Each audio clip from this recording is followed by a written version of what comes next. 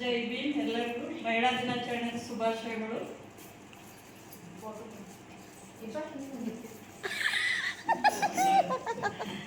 ಆಯ್ತು, ಹಿಂಗೆ ಮಾಡ್ಬಿಡ್ರಿ ಯಾರೀ.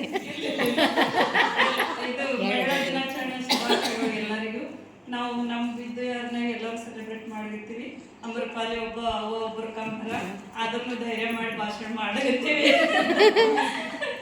ಎಲ್ಲರಿಗೆ ಹೆಣ್ಮಕ್ಳಿಗೆ ಶಿಕ್ಷಣ ಹೇಳ್ದಂಗೆ ಸಮಾನತೆ ಕೊಡಬೇಕು ನಮ್ಮ ತಾಯಂದ್ರು ಅಂತ ಹೇಳಿದ್ರು.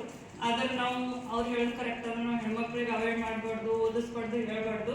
ನಾವು ಗಂಡಿಗೆ ಎಷ್ಟು ಸಮಾನತೆ ಕೊಡ್ತೀವಿ ಹೆಣ್ಮಕ್ಳಿಗೂ ಕೊಡಬೇಕು. ನಾವು ನಮ್ಮ ಮನೆಯಲ್ಲಿ ನಾನು ಹೆಣ್ಮಗಳಿಗೆ ನನ್ನ ಮಗನಿಗೆ ಎಷ್ಟು ಹಕ್ಕು ಕೊಟ್ಟಿನಿ ಅಷ್ಟು ನನ್ನ ಮಗಳಿಗೆ ನಾವು ಕೊಟ್ಟಿನಿ. ಅಷ್ಟೇ ಎಜುಕೇಶನ್ ನಾವು ಕೊಡ್ಸಂಬ್ರಿ. ನಮ್ಮ ಮಗ್ಳದವ ನಂಗೆ ನಾವು ಎಲ್ಲ KS ಅಫ್ಸರ್ ಮಾಡ್ಯಾಳ. ನಮ್ಮವ ಏನು ಸಾಲಿ ಕಲ್ತಿಲ್ಲ, ಆದ್ರೂ ದೊಡ್ಡ ವ್ಯಕ್ತಿಗಳು ಮಾಡ್ಯಾರ ಇಬ್ಬರು ಹೆಣ್ಮಕ್ಳಿಗೆ. ಆಕೆ ಹಂಗೆಲ್ಲ ಮಂದಿ ಮಾತು ಕೇಳಿ ತಲೆ ಕೆಡ್ಸ್ಕೊಂಡು ನಮ್ಮವ್ವ ಎದಿ ಹೊಡೆದಿಲ್ಲ. ಧೈರ್ಯದಿಂದ ಅವ್ರಿಗೆ ಫೇಸ್ ಮಾಡಿಸ್ಬಿಟ್ಟು ಜಾಬ್ ಕೊಡಿಸಿ ಅವ್ರಿಗೆ ಏನು ಮಾಡ್ಬೇಕಾದ್ರೆ ನಮ್ಮವ್ವ ಮಾಡ್ಯಾಳ. ನಮ್ಮ ಹೆಮ್ಮೆ ಅದ ನಮ್ಮವನ ಬಗ್ಗೆ ನಮ್ಗೆ.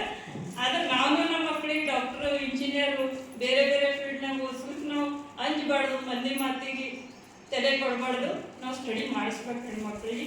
ಇದಕ್ಕೆ ಅವ್ವನೇ ಈಗ ಎಷ್ಟೋ ಜನ ಇಲ್ಲಿ ಕೂತವ್ರು ಎಲ್ಲರ ಮನೆ ಹೆಣ್ಮಕ್ಳು ಅಫ್ಸರ್, ಡಾಕ್ಟರ್, ಇಂಜಿನಿಯರ್, ಇನ್ನೂ ಬೇರೆ ಬೇರೆ ಫೀಲ್ಡ್ನಾಗ ಅವ್ರಿಗೆ ಬಿಡಬೇಕು, ಅಂಜಬಾರ್ದು.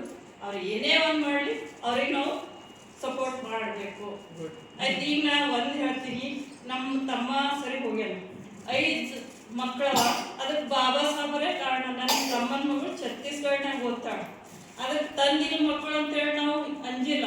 ಆದ್ರೂ ಛತ್ತೀಸ್ಗಢನಾಗ ನಮ್ಮ ತಮ್ಮನ ಮಗಳಿಗೆ ನಾವು ಓದಕ್ಕೆ ಎಲ್ಲರೂ ಮನೆಯವ್ರು ಅಪೋಸ್ ಮಾಡಿದ್ರು ಕೂಡ ಇಲ್ಲ, ನಮ್ಮ ಬಾಬಾ ಸಾಹೇಬನ ಸಂವಿಧಾನ ನಮ್ಮ ಹಕ್ಕದ, ನಾವು ಓದಕ್ಕೆ ಬಿಟ್ಟಿವಿ, ಕೊಡಬೇಕು ಅಂತೇಳಿ ನಾ ಛತ್ತೀಸ್ಗಢಕ್ಕೂ ಹಚ್ಚಿಬಿಟ್ಟಿನಿ ನಮ್ಮ ತಮ್ಮನ ಮಗಳಿಗೆ. ಈಗ 1 ವರ್ಷ ಆಯ್ತು ಅಲ್ಲೇ ನವೋದಯ ಸ್ಕೂಲ್ನಾಗ ಸ್ಟಡಿ ಮಾಡ್ತಾಳೆ ನಮ್ಮ ತಮ್ಮನ ಮಗಳು.